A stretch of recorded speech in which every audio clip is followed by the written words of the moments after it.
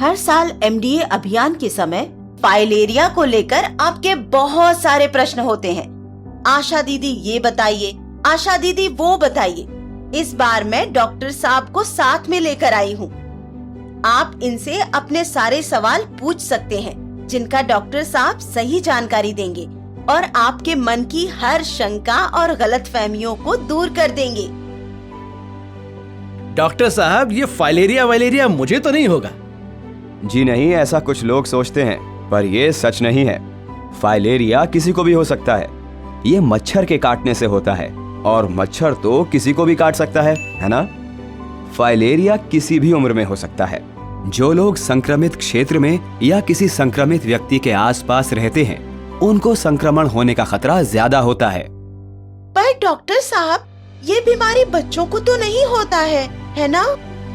नहीं दीदी नहीं, मच्छर किसी की उम्र देखकर नहीं काटता। ऐसा है, मच्छर से बीमारी शरीर में आने के बाद इसका लक्षण प्रकट होने में लंबा समय लग जाता है। कोई युवा अगर फाइलेरिया से पीड़ित है तो जरूर ही उसको मच्छर ने बचपन में काटा होगा। डॉक्टर साहब, हम एमडीए अभियान में जो दवा देते हैं उसके बारे में भी लोग सवाल पूछते हैं। जरूर पूछिए ना, क्या सवाल है आपका? डॉक्टर साहब, हम तो सुने थे कि फाइलेरिया से बचाव की दवा दूसरी कोई अन्य दवा के साथ नहीं ली जा सकती है। जी नहीं, ये दवा सुरक्षित है और अन्य किसी भी दवा के साथ ली जा सकती है।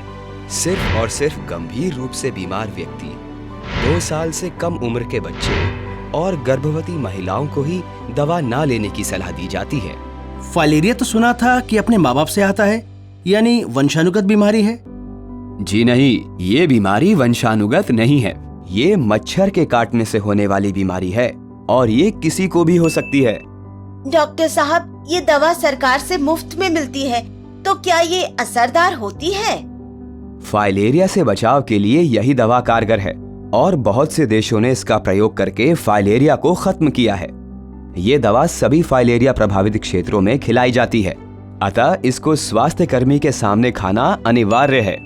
हमको तो किसी ने बोला था कि केवल एल्बेंडाजोल टैबलेट का सेवन करना चाहिए, अन्य दवा का नहीं।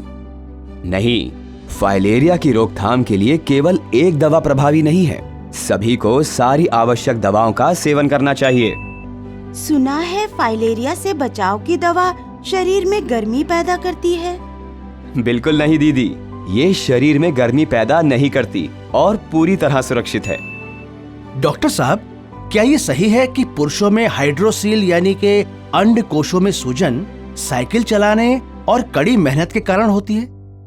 नहीं, हाइड्रोसिल एक प्रकार का फाइलेरिया ही है जो संक्रमित मच्छर के काटने से ही होता है। साइकिल चलाने एवं कड़ी मेहनत करने से ये नहीं होता। पर ये बीमारी तो सिर्फ उन लोगों में होती है जो खारा पानी वाले क्षेत्र में रहते हैं। जैसा कि मैंने बताया, फाइलेरिया सिर्फ मच्छर के काटने से फैलता है और ये किसी को भी हो सकता है। डॉक्टर साहब, सब बोलते हैं कि ये बीमारी सिर्फ गरीब लोगों में ही होती है। ऐसा बिल्कुल नहीं है। ये बीमारी किसी को भी हो सकती है। मच्छर काटने के समय अमीर गरीब जाति और लिंग का फर्क नहीं करते। याद रहे, फाइलेरिया के रोकथाम के लिए मच्छरदानी का प्रयोग करें, अपने आसपास जल जमाव न होने दें और एमडीए के दौरान सरकार द्वारा मुफ्त दी जाने वाली फाइलेरिया से बचाव की दवा खाएं। फाइलेरिया का एक ही इलाज, इसे होने ही ना दें। धन्यवाद डॉक्टर साहब, आपने हमारी आंखें खोल दी।